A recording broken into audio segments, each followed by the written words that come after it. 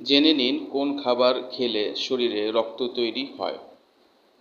১. যে কোনো মাংস যেমন গরুর মাংস, খাসির মাংস এবং কলিজা। ২. যে কোনো রসালো ফল যেমন আম, লেবু, কমলা, আপেল, পেয়ারা, বেদানা।